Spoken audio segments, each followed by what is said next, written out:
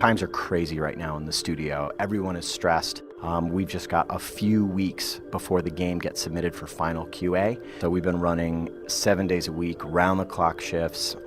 We still have the beta is still live that players can play. We're going to be bringing that down on March 27th, and it's just insane. It's exciting because we see all the game come together. We see the multiplayer, all the great feedback from the fans in the beta, all the cool stuff that players haven't even seen yet. I mean, in the beta that people are loving, they've only seen 3 maps. There are 10 maps, so there are 7 new multiplayer maps that no one has ever seen before. It's a really exciting time.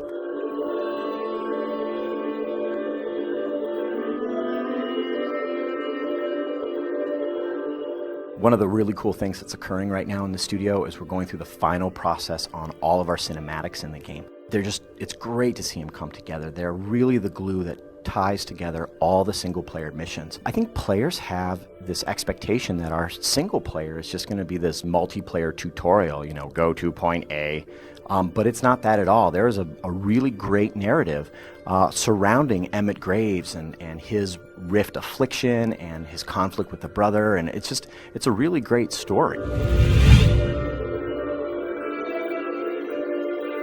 When you're finaling the game, as we are with Starhawk right now, it's really kind of an interesting retrospective that can occur when you take a look at all the different elements that are coming together and you think, okay, was that in the original vision? Was that originally what we planned? How we included a completely new flight mode. We brought back arcade flight mode from Warhawk purely due to player demand. We know that from our data, there's about 23% of players in the world really loved arcade mode from Warhawk. So we actually went back to our original Warhawk codebase, pulled that system over and integrated it with Starhawk.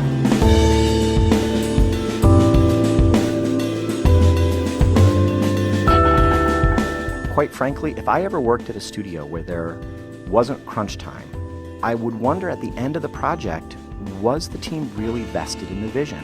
With single player and multiplayer like Starhawk has, when all of the elements come together, there's all of these kind of unknown unknowns that really start to surface. And of course, because we're all very driven, creative professionals, there's lots of stuff that we want to, finesse and polish up until the very last minute. I mean, quite frankly, here at Lightbox, we are going to work on the game until the very last minute, refining and polishing until Sony Santa Monica will have to pry it out of our hands because we want to make sure that players have a great game experience.